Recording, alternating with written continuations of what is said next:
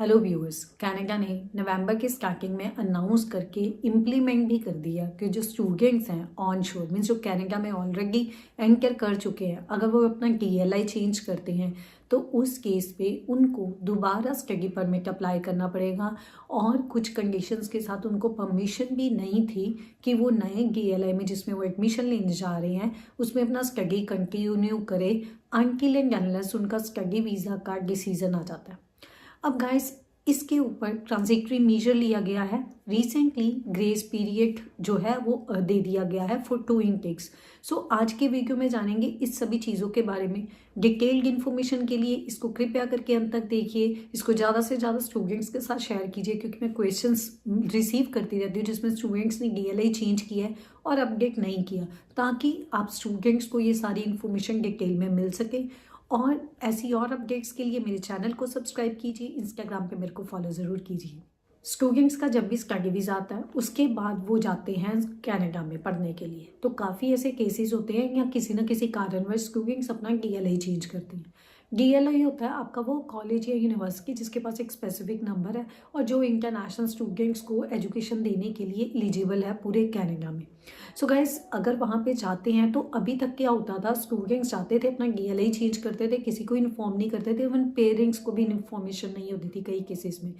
क्योंकि ऐसी कॉल्स आई हैं तभी मुझे पता चला है, क्योंकि जैसे ही डीएलआई के लिए उन्होंने कनाडा की तरफ से आईआरसीसी की तरफ से अपडेट आई है कि अब स्टूडेंट्स जो हैं वो डीएलआई चेंज करते हैं तो उनको नया स्टडी परमिट डालना पड़ेगा।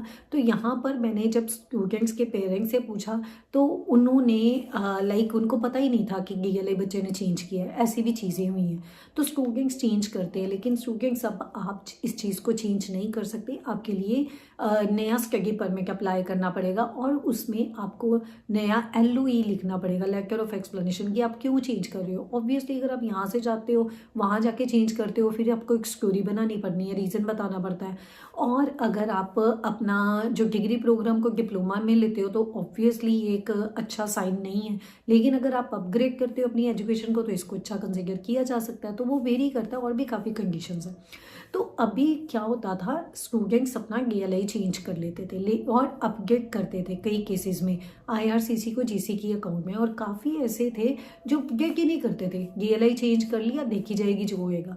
क्योंकि ये सारी चीज़ें मुझे जब कॉल्स आई हैं ना 8 नवंबर के बाद, जो मैंने वीडियो बनाई अपनी, तो काफ़ी अननोन व्यूअर से भी मेरे को कॉल्स आई हैं। तो मैं खुद हैरान हो गई इस चीज़ को देख के कि स्टूडेंट्स ने अपडेट ही नहीं किया, और इवन कईयों ने 8 नवंबर से पहले ही अपना डीएलआई चेंज किया हुआ था। सो स्टूडेंट्स अभी ये एकदम से जो मेजर आया और इसको इम्प्लीमेंट भी कर दिया गया। अब आईआरसीसी हमेशा कुछ अजीब से काम करती है कि कई बार तो कोई चीज़ मेजर स्टार्ट करते हैं, कोई चेंज लाते हैं, उसको इम्प्लीमेंट भी कर देते हैं। अब इसमें प्रॉब्लम कहाँ पे आती है कि जो पूरा सिस्टम है, अकेली आईआरसीसी तो काम नहीं कर, डीएलआईज भी काम कर रहे हैं, इंटरनेशनल स्टूडेंट्स भी हैं, और जिन्होंने चेंज करना है वो इतने सालों से ट्रेंड चल रहा है, तो इसके कारण काफ़ी चैलेंजेस भी है। तो इसको एड्रेस करते हुए आईआरसीसी ने ग्रेस पीरियड दे दिया।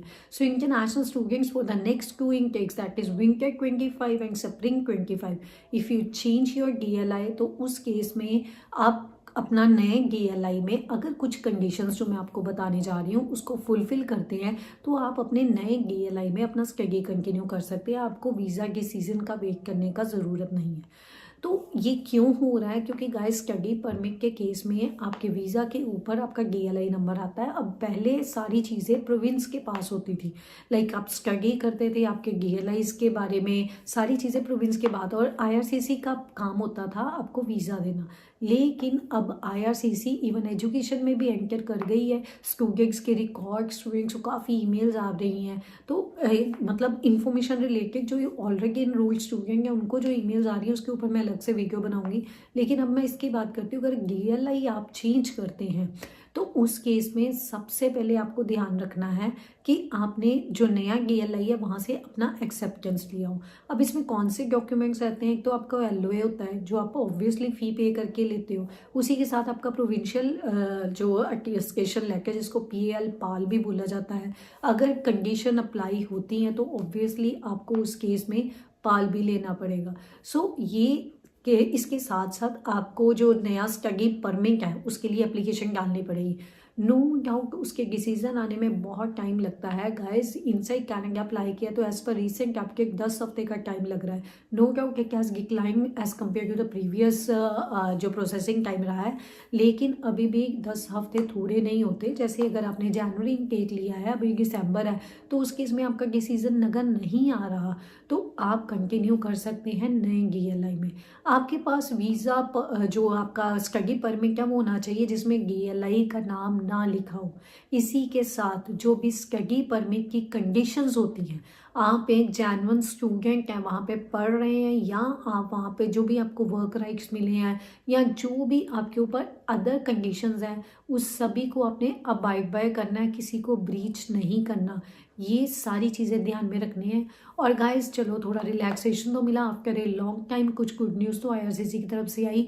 स्टूडेंट्स में एक सजेशन आपको देती हूँ कि आप यहीं से अपना प्रोग्राम और अपना कॉलेज और अपना प्रोविंस जहाँ भी जाना है पहले से उस पर वर्क कीजिए, because you are going to spend huge amount of money, you are going to spend your 2 years for diploma or 1 year for diploma, or if you have chosen degree then it is 4 years.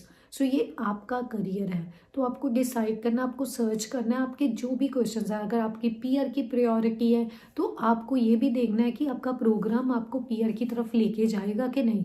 कोई generic से programme ले लीजिए जिनकी demand Canada में नहीं है, तो guys आपके 2 साल जो डिप्लोमा के हैं, या आपका इतना ज़्यादा अमाउंट ट्यूशन फ़ी जो आपने पे किया है, जो लिविंग एक्सपेंस में पे किया है, जो आपको होम सिकनेस हो सकती है, या और आपको चैलेंजेस जब आप डिफरेंट कंट्री में जाते हो फेस करने पड़ते हैं, तो ऑब्वियसली वो आपको फेस करने पड़ने हैं। तो इसीलिए आप अपना डिसाइड कीजिए प्रॉपरली, उसके बाद अप्लाई कीजिए। सो गाइज ये तो रही आज की अपडेट। मेरा अगला वीडियो किसी और अपडेट के ऊपर, तब तक के लिए स्टे इन्फॉर्म्ड, स्टे विजिलेंट।